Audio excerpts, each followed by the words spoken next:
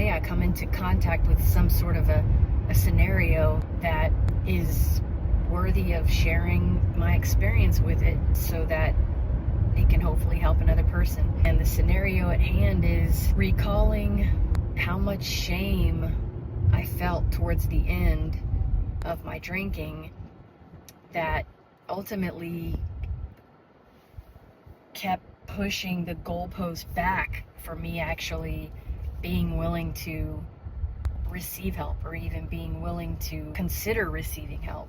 You know, I know now, after having done a lot of recovery work, that it really was my ego.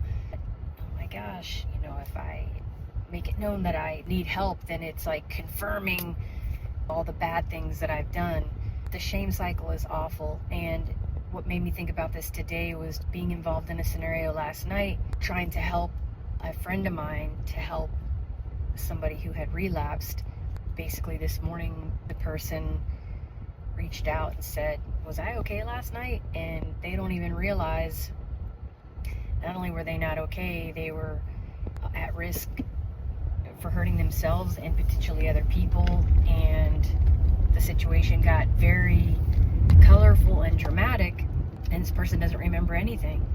It's not necessary for us to even paint a picture of what happened, because a good alcoholic will use that information as an excuse to go back full throttle, right? Like I would drink to not have to think about the consequences of my actions, which only ended up creating new consequences that over time become more and more catastrophic. If you're struggling and considering getting sober, give yourself some grace. Know that hopefully in the rooms of recovery, you'll find other people who are going to love you for better or worse, because we've all been there. I may not even remember all the things that I did in blackouts, and I'm just grateful that I lived through them and I didn't hurt anybody any more than I did. And yeah, shame kills, and it doesn't have to. So reach out. We can't do this alone.